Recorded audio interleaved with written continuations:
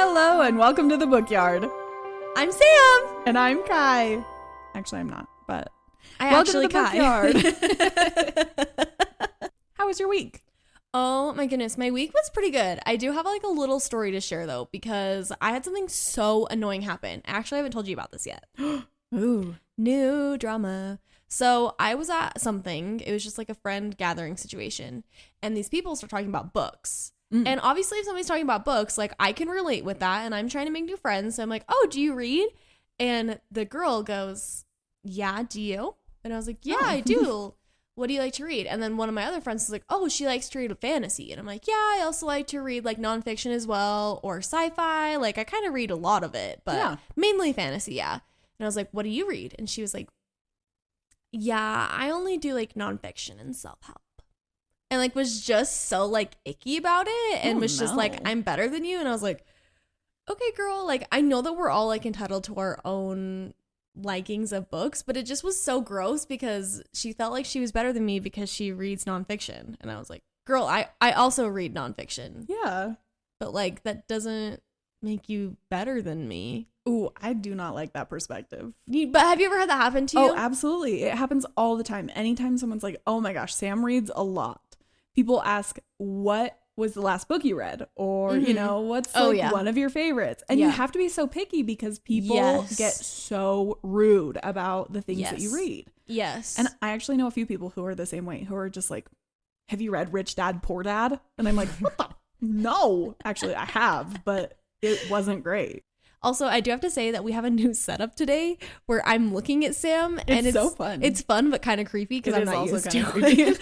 We always record sitting like side by side because I just have like this one table in our obviously very cool recording studio. That's not my bedroom. But we just have like my one desk. And today we were like, what if we just had one of us sit on that side? And so Kai moved and now I'm like, making a lot of eye contact. It's so, because we notice that a lot of times we'll be talking and then turn to look at each other and then the audio is different. And like that's fine. Like that's what the whole point is about, is us talking to each other, but we're like, let's switch it up. But this is so weird. Now I'm like consciously not looking at you. If it's too much eye contact, I like look around and I'm like, that's a very cool plant. This is a really cool room. I've never been here before. This is a great recording studio. Anyway, so that was my experience this week. Did you have any fun experiences or updates for us this week? Actually, that did remind me. I had kind of the opposite experience. Oh. I went to the lake with my mom and her best friend. Of course. So fun. Yes. We basically just went and we were talking about books. Okay. Right? Because my mom's best friend, if you're here, I love you. How are you? Rachel, that's my mom's best friend. Hey, Rachel. Of protecting fun names. I know you, Rachel. Yeah. Anyway, Rachel really needed to get out of her house and just kind of have like a fun little escape. Yeah. And we were like, okay, great. We're going paddleboarding. That's been Sam and her mom's literal addiction recently. Yeah, no, it keeps us from the deep, dark depressions is what we like to. The impending doom. Yeah. Not going to talk about that here because... This is a podcast, not a depression. That's perfect. I love that jingle.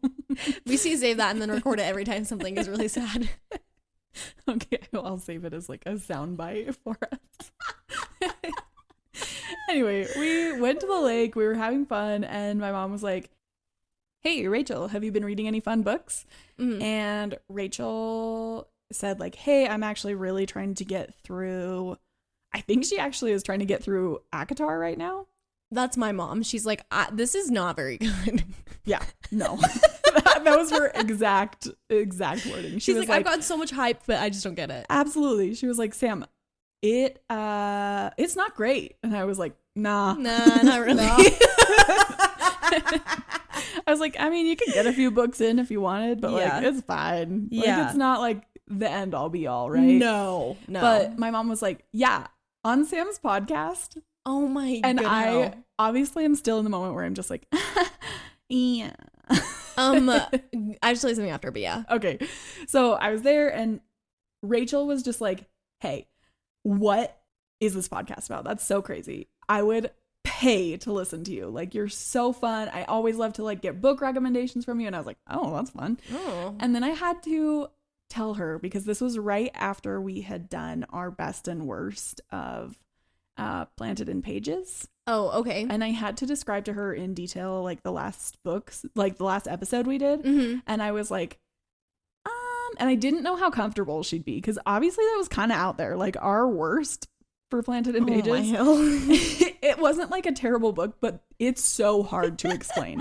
Like, and cue me at the lake. I'm sitting on a paddleboard. Yeah. Rachel is in like a fun floaty chair. I love the floaty chair. Out. Yeah. And I'm trying to explain to her about this werewolf bully super sexual book. Honestly, that would have been an awesome pitch a book. It totally would have. But she was like, I was like, so yeah, it was kind of it kind of depends on what you're into, so I don't know. She was actually super into it. And I was like, oh wow. That is not something I was expecting. So yeah, it definitely was like a weird moment where you're paddleboarding with your mom, who's like mid-50s. Yeah. And her friends are like, oh my gosh, werewolf sex? Cool. I'm in. What's the name of the book? Going along with that about the podcast thing, pretty much everyone in our lives knows about it except a select few Rachels, because it's not worth it at this point. Yeah. It really isn't. And I specifically was working on Friday, and your brother was there. Yep. And I actually heard this from him yesterday. Your brother, the day before when I was working with male Rachel, brought it up. And thankfully he wasn't paying attention. Oh, good. And so he walked away. So then when he walked up again and I was working with Rachel, I was like, for the love, do not say anything. No. Rachel does not need to know about this. No. So I had to text him. Well, first of all, he looked me up on Instagram. Yeah. And it was being weird. And I was like, why did you look me up on Instagram? And he was just like, no, I was just because he's 18. Sam's and he looks brother up is every just person like, in the entire world that he thinks he knows on Instagram. He's just so like freshly graduated boy. Like, no hate to him. This is just who he is. No. But then he was messaging me and I was like, please do not tell Rachel about our podcast. Like, I am begging you. I will never ask anything of you again if you just don't do this. No. And he was like, I didn't know. And he's like, are you mad at me? And I was like, why in the world would I be mad at you? It was actually his 18th birthday yesterday. I know. I should have messaged him happy birthday, but then I was like, meh. It's fine. He told me at dinner, he was like, oh my gosh, Kai didn't want me to tell Rachel about your podcast. And I was like, well, yeah, duh. Yeah, because she's not our favorite Rachel. Yeah. And he was like, oh my gosh, I didn't realize it was a secret. And I was like, it's not. It's just from her. It's just, we don't care for this particular Rachel. Anyway, all of that to say, let's get started. Yay. Yay. I am going to be blurb girl today. We're going to jump into the Belladonna series. And I was like, wow, we're going blurb without saying what we're doing. Yeah, we'll just blurb you and then you can figure it out later. Just catch up. It's your guys' pitch along book. The way. But before I jump into the blurb, I did want to mention your little very fun Belladonna pronunciation nightmare that you had at the beginning when we started reading this. Yeah. If you've been here for more than 8 minutes, which is how far we've been in so far, you will know that I can't read out loud for the life of me. And I really struggle with like fancy fantasy words. So any TikTok you ever see that's like me trying to pronounce a fantasy name on our page, it's all about Kai. It's me. I made it. And honestly, okay, I'm going to tell you, Kai is extremely well-spoken. She'll throw out completely normal words. Like, she'll throw out like a 4-syllable word in a normal conversation. And the minute she like it's written down in a book and she tries to tell it to you, she can't say it anymore. I just short circuit. Something is like wrong. And they're like some normal words. I don't know if it was just like childhood trauma or what, but it's like being able to read. I have to tell you a story later. Anyway, so wait, it's a short one. When I was little, I wanted to be special and unique and have glasses, so I would unfocus my eyes every time I was reading and pretend like I couldn't see. And my mom bought me fake glasses, so I would stop saying that I needed glasses because she knew I could actually see. And I stopped complaining, and then I didn't wear the glasses anymore. Way to be, Mom. That's so fun. So I love that. Anyway, that is also classic you. Totally. But when I first started reading this book, because I was the one who read it first. I don't know if I had like seen a video about it or we talked about it, but I picked this up first. And I was like, I'm actually reading Belladonna to Sam. And she was like, I'm sorry, what? And I was like, yeah. And then like showed her the cover and she was like, Belladonna? And I was like, oh my gosh. Oh my gosh. I was so embarrassed, like so embarrassed. And I was like, yeah. It was very like Italian for a moment. And Belladonna. I was like, am I missing something? Because this was after I started reading it, I think. Because I think you had finished it and you'd been like, you need to read this. You need to read Belladonna. And I was like, because we'd only texted about it at that point. So it was my first time saying it out loud. And I was like, oh my gosh, that's so embarrassing. Like I was mortified because even though I'm a well-spoken person, the second I say something out loud that's wrong, I get so embarrassed. She gets so embarrassed. It's so sad too because you're always like, no, it's fine. It's really okay. I promise. And like I've done that too. And she's just like, no. I don't get easily embarrassed. Like it takes a lot for me to be embarrassed or like awkward in front of people. Like it takes the perfect scenario, and every time I mess up, it's that. But so I was so stressed about it. The next book I brought to work, and I was like, "Yeah, Sam, I am reading the next one, Foxglove," because I was so worried about pronouncing it wrong, and Foxglove just seemed way too easy. It was like throwing me a bone, and I was like, there's no way it's just like, foxglove. There is absolutely no way. This is just the normal word that I think it is. I have to just say it in the craziest way possible. And I just looked at her and I was like, it's just foxglove, honey. Buddy. I don't know what this series has done to you. Oh my gosh. It was during my depression too. You also didn't have that with the third book, Wisteria. You just said Wisteria, so that's great. I think I looked up how to say it first. There's no way. I think I did. Oh my gosh. So sometimes I refer to this series as the Belladonna series because I said Dona and then from there it was just Bella's Donuts. Oh, yeah. So if you ever hear Guy in public talking about Bella's Donuts, it's actually just this book, Belladonna. But give us our blurb here. Yes. Okay. So this blurb is book blurb from Goodreads. Book blurb from Goodreads. You like that robot? It's because it's our standard, you know? Yeah. It's just the robot one. Absolutely. Anyway, it says, orphaned as a baby, 19-year-old Signa has been raised by a string of guardians, each one more interested in her wealth than her well-being, and each has met an untimely end. Her remaining relatives are the elusive Hawthorns, an eccentric family living at Thorngrove, an estate both glittering and gloomy. Its patriarch mourns his late wife through wild parties, while his son grapples for control of the family's waning reputation, and his daughter suffers from a mysterious illness. But when their mother's restless spirit appears claiming she was poisoned, Signa realizes that the family she depends on could be in grave danger, and enlists the help of a surly stable boy to hunt down the killer. However, Signa's best chance of uncovering the murderer is an alliance with Death himself, a fascinating, dangerous shadow who has never been far from her side. Though he's made her life a living hell, Death shows Signa that their growing connection may be more powerful and more irresistible than she ever dared imagine. Dun dun dun. Honestly, we're big critiquers of a blurb.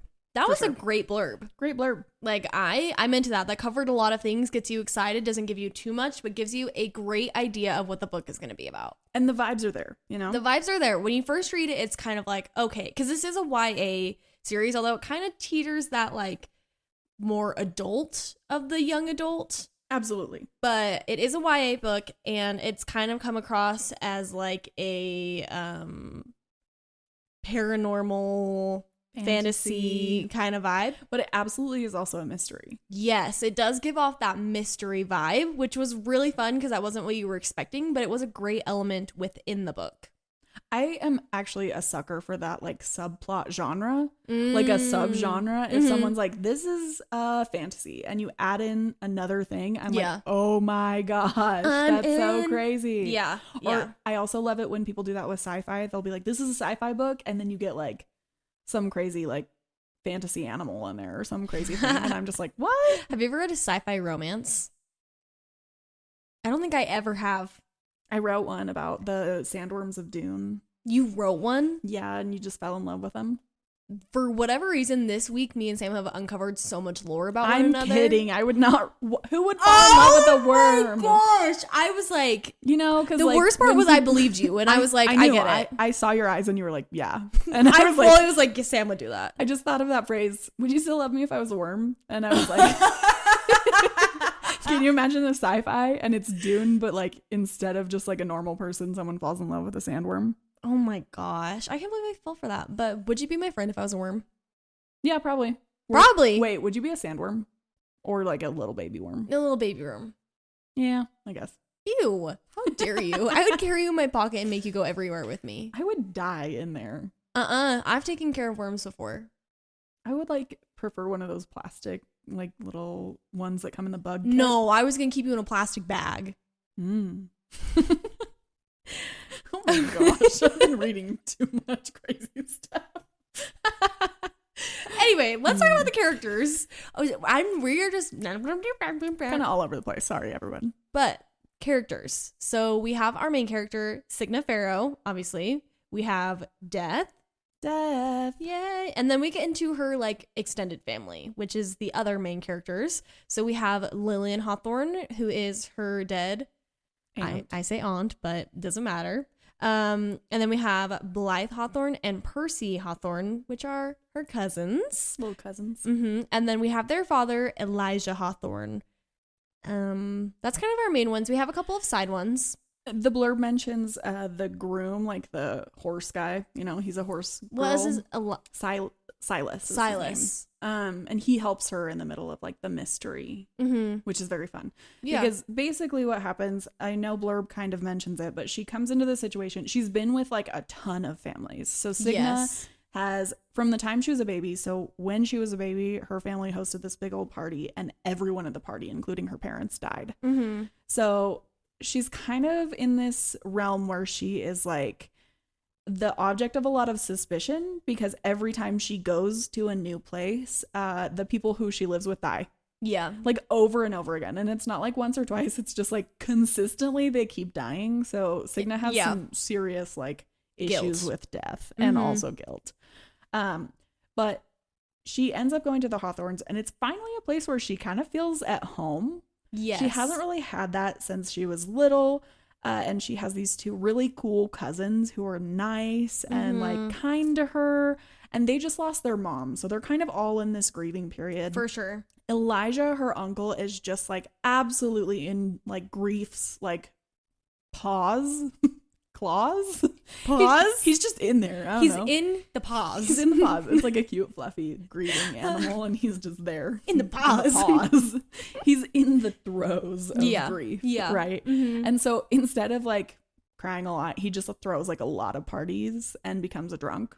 But he's like a good dude. Well, and they own like the local bar plub.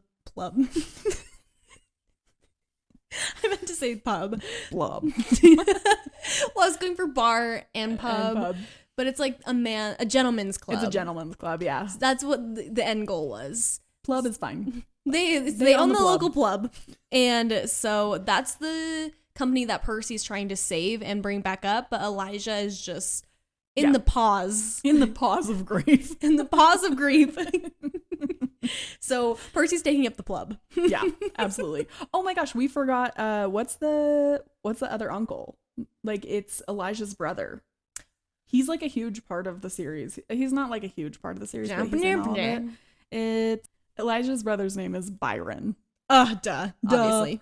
So anyway, I forgot where it was at. We were just talking about the characters, and how they were, or Percy was trying to save the plub, and Elijah was just drowning himself in alcohol in the paws of grief. Yes. So Lillian obviously has died. That's the mom. Elijah's being party boy, grieving paw guy. The two kids are kind of just like doing the best they can. Percy's trying to like be the family guy and hold everybody up, and Blythe is like ridiculously sick. Like she is pretty much dying. She's like Bella in Breaking Dawn the movie. Yeah. Like you know that bathtub scene? Yeah. Where you're just like looking at her like skin and bones. She's just like wasting away. That's Blythe. Yeah. So, but Signa gets there and is just like finally finding a place where she feels at home, and then starts kind of to discover like more of her powers almost. Yes. And kind of finally gets presented with the opportunity to see Death, because she has this concept that he's like a person, and she is like, this son of a bitch. I hate him. I hate him. He's been following me around my whole life, and I hate him. He's just killing everybody. And it makes her basically a pariah everywhere she goes, because people are like, who's this weird girl who's like talking literally nothing? Everybody gets murdered around her, and it's just crazy. Yep. So she finally kind of gets like this confrontation moment with Death, and he's actually like kind of cool. Yeah. What? Kind of cool, yeah. And he's also kind of like saved her a lot. So like he kind of explains what his role is and like the reasons he's had to take a bunch of these people. Yeah. And it's kind of like, oh, he's not just like an asshole. As part of this like moment, she meets Death. She gets kind of like into this thing where she's getting to know him and everything. And she is confronted with the fact that Lillian was actually murdered. It wasn't just like a sickness that overtook her. And following that like fun train of thought, Blythe is currently being poisoned. Yeah. And is kind of following down that same spot. So Cigna is trying desperately to hold on to this family that she's found and solve a murder. Yes. Kind of following about Cigna. First of all, as an FMC, she's incredible. But she is. Following the powers that she has, correct me if I'm wrong, but I'm pretty sure this is how it worked, is if she ingested poison, she temporarily had the same powers as Death and could see him and was like, could see way more. Yes, and she can reap people and things at that point. Like if she is dead, she basically can like poison herself or kill herself in like whatever kind of way. Yeah. And then she is a reaper. Like she has all of Death's powers, which is really fun. It's really cool, but it also is a great protector for Blythe because she can test all of like Blythe's food. And you see that a couple times where she tries it, or she was like, I know this is being poisoned because I know the smell of Bella's donuts. Yes. So. Yeah, she does. But her as a main character, what did you love about her? Honestly, there was quite a bit that I loved about Cigna. I think she's such a good FMC because she is just so completely like herself. She has this like very weird gothic vibe because this is a gothic style book. It's very cool.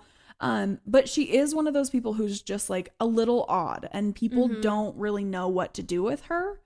So she definitely at some point is like really trying to fit in, but she will like talk to shadows and kind of like she has just like this little creepy vibe, which I kind of loved from her. Totally. But she's also incredibly smart and she's incredibly caring. Like the people who take her in, the Hawthorns, are like mildly nice to her at the beginning. Like Blythe is kind of a dick at the beginning to her. She's just like, get out. Like I'm literally sick. Like I'm dying. Go away. Yeah.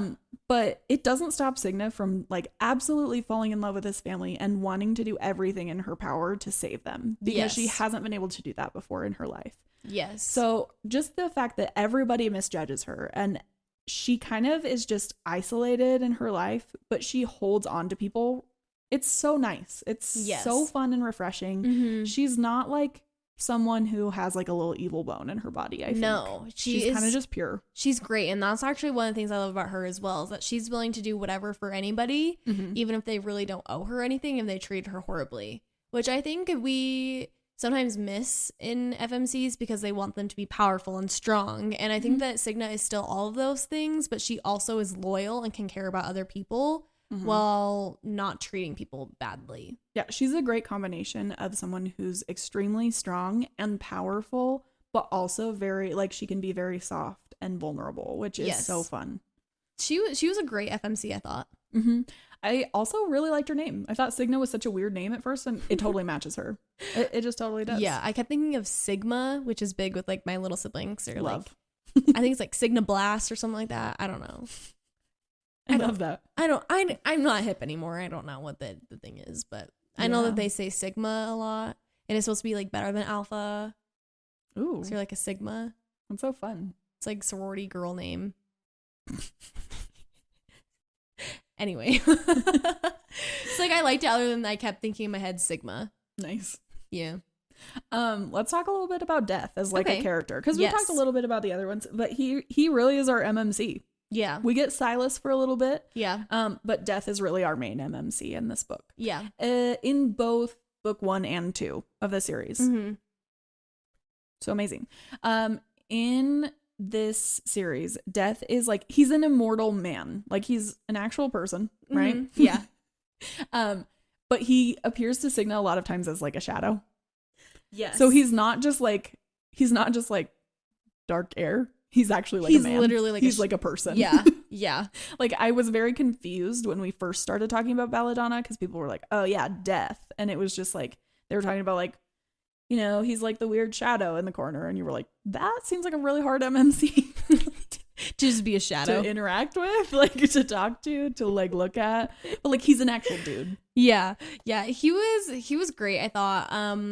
I wanted to talk a little bit about my perception of Death and Cigna when I first started reading this. Mainly Death.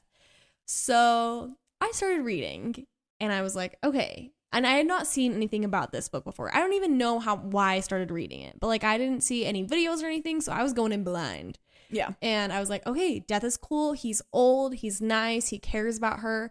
I was getting like grandpa vibes. Like, I was getting that like he was like caring for her. I think this is probably because of the 13th child too.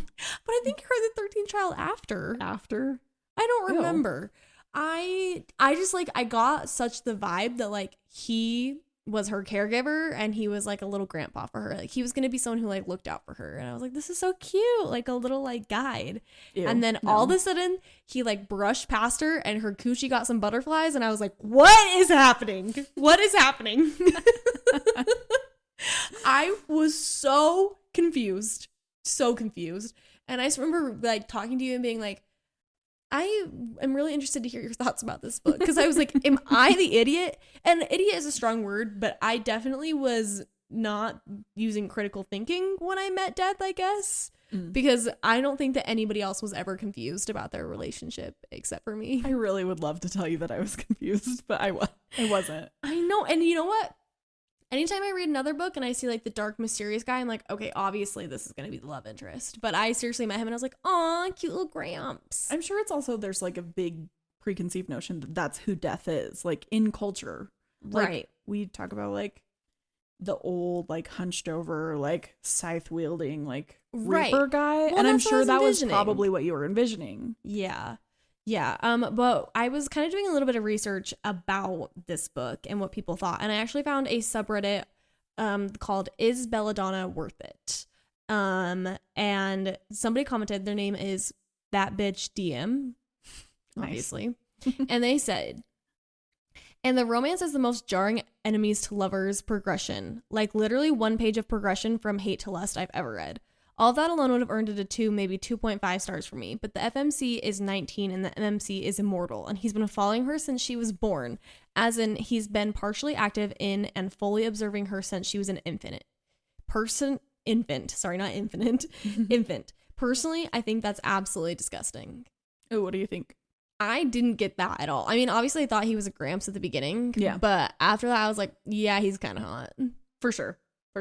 Well, okay, we talk about this a lot because for some reason in fantasy, we get a lot of times these FMCs who are like 19, 20, 21. Yeah. And they are pursued by these like immortal men, which if this is happening in reality, probably not a great like situation. But we're talking about Death, so I think you're being a little dramatic here. That bitch, DM. That bitch, yeah. Anyway. But I feel like I keep a pretty close eye on that kind of stuff and the dynamic in books specifically, because I don't love when there are like power dynamics that are like very imbalanced with young women specifically. I think that's icky. Yes. So I kind of try to keep my eye out on that kind of stuff. And I just didn't really get that vibe ever from like Death and Cigna. I think that I didn't either. When there's mutual respect and like not a super huge power play, great. If Death were the only one with powers in this book, I think I'd be like, oh, that's kind of weird. Yeah. But like Cigna was his equal in a lot of ways. Like she had Reaper powers. She was like, she had a lot of benefits that he didn't have. And so they kind of worked well together because I think their strengths and flaws like really kind of balanced each other out. Yeah. And at the end of the day, Cigna was 19. Like, she was an adult, and at no point did I feel like Death took advantage of her. If anything, I feel like he was a little more hesitant to continue a relationship and was just kind of like, For sure. I think she was like, oh yeah. Oh yeah. And I mean, like the shadows. Have you ever thought about being with a shadow daddy? I mean, when I'm reading, sure. I just sometimes like, that would be so crazy. It would be crazy. It definitely for a moment was like, I was like, wait a second, is this YA? Because there were some like parts where I was just like, oh wow, that was a little like spicier than I thought it would be. Yes, yeah. But it actually was really fun. Yeah. And I liked Death as a character, and I liked him as like a love interest. Yeah. I have like a few quotes here. Okay. First, from Belladonna in the first book, Death says to Cigna, do not change the parts of yourself that you like to make others comfortable. Do not try to mold yourself to fit the standards someone else has set for us. That's kind of like who he was as a person, which I definitely was like, that makes things very like clear cut for me. Yeah. I don't think he's a creepy person. No. I think he genuinely wants Cigna to have a good life. He's like, sure, he's like protective over her and great, whatever. Yeah. But he also encourages her to make her own decisions. And that's throughout the second book, where she's faced with a lot more as well. Yes. In the second book, Cigna says to Death, my love for you is not confined to time nor fate. It is a love that I will hold with me for an eternity, which is why I'm not afraid. I swear to you that I will always be yours, even when I'm not. And it was just so cute. They both just love each other. And and Death specifically right before that second quote in the second book is like, you need to explore this. Like, this is something for you. This is something I can't relate to, but you need to do what's best for you. Yeah. And I thought it was very respectful. So I really like them as a couple. I did too. It really grew on me. It was very confusing in the beginning because, like I said, critical thinking was just not involved. But I was in by the end. I was like, okay, yeah. Okay. So love it. Yeah, moving a little bit forward, let's talk about this last book, Wisteria. We're really not going to cover it a ton, just because the first two books are really about Cigna and her journey and death involved. And she solves two mysteries, which is great. Okay, girl. But the last one is more about Blythe, actually, which I really love Blythe. I think Blythe she's great. Fun. So we are going to talk a little bit about it, but not like a super ton. Yeah. So, so yeah, I mean, Blythe is like a huge part of this series. We get her in this first book, and she has a great evolution, right? Like, we show up in the first book with look. So we step into this first book with Cigna, right? And Blythe is this sickly girl who's being poisoned. She really doesn't get to participate a ton in the first mystery, right? Because she's dead. She's the mystery. Like, what's happening to Blythe, right? Yeah. Book 2, Blythe is like actively participating. She is feeling better. She's getting her strength back. And she is clever and smart and just like absolutely fun. Her personality is amazing. Yeah. She's constantly telling people like, I'm never going to get married. Like, I want to do what I want to do. Like, this is so fun. Like, it's just, she's so strong, so powerful. And she's a very fun comparison to Cigna, who is just like sweet and like wants people to like her for the first time ever. And Blythe's like, I do not give a shit. Like, we're gonna have fun. I do also want to add about the like time that this book is set in. I feel like that's a really big factor into Blythe's personality, because this is very like, I don't know what the year is. What's the year? I don't know. It's almost Victorian. It's kind of, and they like have like the big ball gowns, and they go to balls, and they're married off, and there's carriages, and like they wear corsets. Yeah, like that kind of vibe. So that's why Blythe it's so like pivotal that she's like, I'm not gonna get married, because like that's what women are supposed to do. They're bred to be married off to other men, and they're not supposed to do anything else. For sure. That's so her. I mean, so she does get to be like a pivotal part of book 2, where she kind of gets to join in, and both her and Cigna are trying to solve this mystery together of yet another murder that takes place. Yeah. Right. There's this quote about Blythe that is in book 2, but I thought summed her up really well. Okay. This is talking about how she had just been recovering from her sickness and how she's now like participating. It says, she was small and still frail from sickness, and because of her blonde hair, fair skin, and lips as pink and pretty as a rose, people often dismiss the cleverness of her mind or her ability to handle herself. But high society had been her domain since birth, and she more than knew how to navigate it in whatever way she saw fit. She just could never quite get herself to care. So Blythe really is just this person who doesn't have a ton of respect for societal norms, whereas Cigna really tries to just be part of it because she's never been part of it before, and Blythe has grown up this way.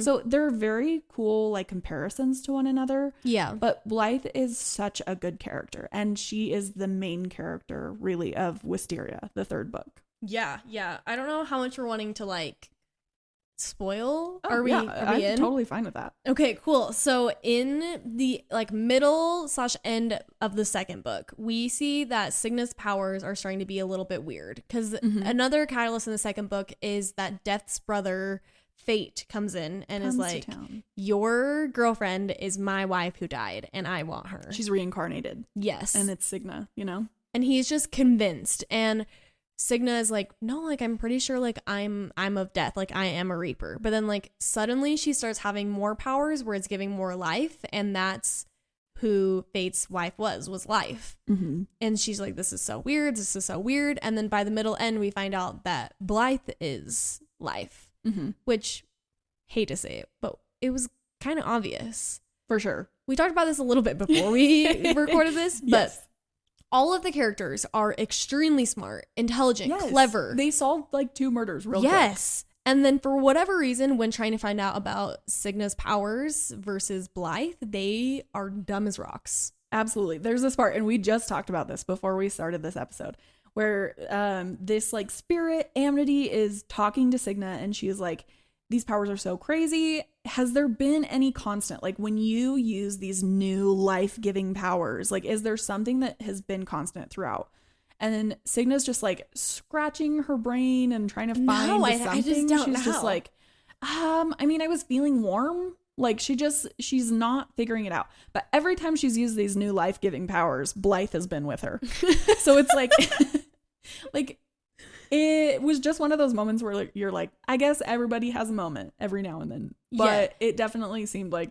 Well, it was just so crazy because although she came back as a different like body, she still had the same soul, even though she couldn't remember any of it. But Death didn't know who she was, and he was really close with Life. I mean, Fate didn't know it was his literal wife. And and Cigna was just not thinking. It just was kind of a little bit like, you guys are all so smart, but so dumb. Well, and at the end of book 2, Death and Cigna figure it out, and they're like, should we tell her? And they're like, nah. Which is so funny. It really would have saved like half of a book, honestly. Yeah, because at the end of the book, Blythe ends up taking one for the team for Cigna and is like, I will marry Fate. Because and she tricks him to do it too, which is amazing, and it's so her. She's a little clever trickster. So they get married, but they're like, are obviously forced marriage, but they hate each other. And Death and Cigna are just like, he. They were married. And just leave both of them in the dark to literally hate each other. Yeah. What? I mean, I thought it was fun. I probably do that too. Oh, I loved it. I thought it was hilarious. Like, I loved the moment where they were just like, nah.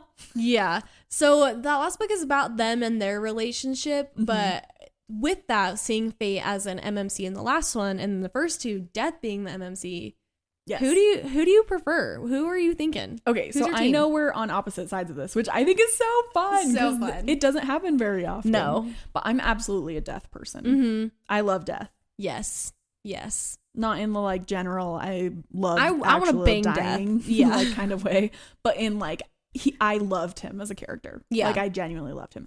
I didn't like Fate as much. And I know that's crazy because he really was a great MMC. I get it. I think he was really good for like Blythe and everything, but I honestly was just like, I wouldn't like that guy.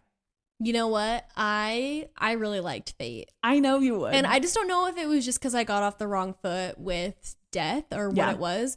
But Fate, when he was trying to convince Cigna to be with him, he was groveling. He was doing all the things. He was just like, yes, I will do anything for you, and was just so willing to fight to be with his wife again. And then although he was grouchy with Blythe in the beginning, you really see him where he just is trying to make the best of the situation. And I know that he's blonde and that's kind of scary, but I was just really into him. That's totally cool. And honestly, I can see it. I definitely prefer Death.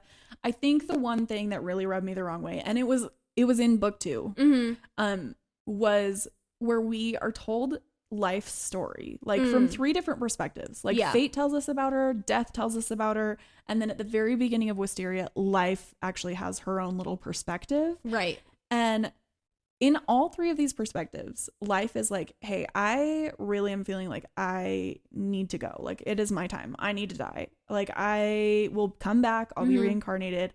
And fate just like absolutely refuses to like let her have it. And I know that's stupid. I know that's dumb because you know what? Obviously, if my husband were like, I need to die. I need to die. Bye. I need to die. Bye. You know, like I would obviously have a big issue with that. But in the world that they live in, knowing that she's going to come back, having like a brother who's literal death and who will make sure that she's reincarnated. Right. And still just not like listening to her. I had such a hard time with it because then later, like he came back and he was like, he was grumpy and he was coming around to it. And part of me just wanted to shake him and be like, why didn't you take her word for it the first time? Like, really? Why did she have to wait months and months and months to complete her like death? Because this was an experience she knew she needed. And you for centuries were just like, honestly, fuck my brother. He sucks. Like, it was her decision. That is so crazy. I think I'm on the complete opposite end of this. Yeah. I understand why he was frustrated. He loved her more than anything, and she was just like, nah, I'm done. Yeah. And he just was like, no, like, I want to be with you. And then I understand why he had resentment against his brother, too. I think it put Death in a really terrible spot, to be honest. Oh, absolutely. I feel so bad for him. Yeah. But, like, I get it. I don't hold any sort of hard feelings against him because, like, that would have sucked so bad. Oh, for sure. But I definitely love life more. Like, I definitely was just like, it's up to you, girl. Yeah. And I totally get that. I'm all about the autonomy, but yeah. It's kind of what we do. But this is a podcast, not a depression. New soundbite coming your way. Yeah, that's kind of, it's just so interesting, but I also think that it fits us so well. It really does. And honestly, like I was telling you, I definitely feel like there are a lot of parts of life that I was like, this is Kai, like this is so her, you know? And I was just like, yeah, that makes sense. That makes total sense. Yeah. So I loved it. Yeah. I mean, we didn't really fight over it or anything, but no, we don't really do that a ton. We don't ever fight. Ever. We could though if we wanted to, you know. Ooh, do you want to get in a pretend fight? We've tried to pull that game before and get in pretend fights to like just stir some drama. It never gets anywhere. Yeah. I don't think I do well in fights because I'm kind of just like, you do you. I know.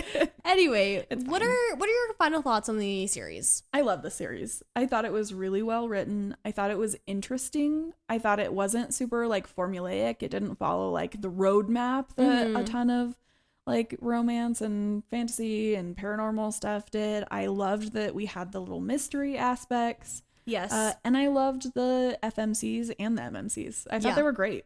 I thought the side characters were fun. The little like villains were unexpected and like, you know, you went a whole like moment because it really was a mystery. You got the like last second reveal and you were like, oh my gosh, this person's an actual villain. And then like the next round you were like, oh my gosh, this person wasn't a villain. She was just an idiot. And then the next time it was just like, wow. Yes. So I loved all of those little aspects. I thought it was a great series. Yeah, I completely agree. I think a lot of times when you're reading a book, you can kind of see the formula and like this is the steps, especially with some of the books we've read recently. And this just did not follow that. This was very smooth. And I finished and was like, oh, wow. Okay, I'm ready for the next one. Absolutely. I loved it. I thought they were great. Yeah. What would you rate it? The series? The series as a whole. Because I know we've rated individual books. Yeah. I think I'm going series as a 4. I think so too. I think it was great. Really loved Wisteria. That one was my favorite. Yeah. I think that Foxglove was like my least favorite, but I still really liked it.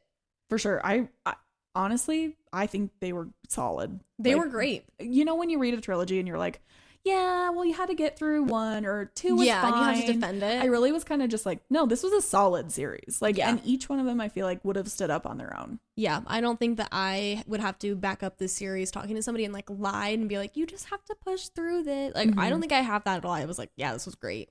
I loved it. Yay. Okay, next week we are doing one of our favorite experiments that we did in season 1. We're doing Pitch a Book.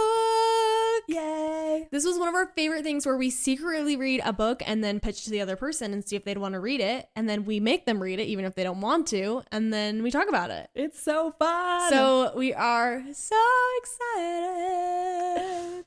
Yeah. Secret episodes. Secret episodes. This is the one episode we never write together, and it's so fun because we each come with our own computers, and we're just like, it's such a secret. It's so fun. So secret. It's a vibe. I love a secret because Sam knows. I don't have any secrets for Sam. Like none. No. And it's the hardest thing ever because I also mark everything on all the like on Storygraph, Goodreads and everything. It's crazy because I have to go like a month or two without like marking that I've read something down because I don't want to give any hints. Yep. It's one of our favorites. Fun. Okay. So exciting. If you like today's episode, you are in luck. We post every Monday. And if you're looking to get your fix throughout the week, you can follow us on Instagram, TikTok, and YouTube at The Bookyard Pod. See you guys. Bye.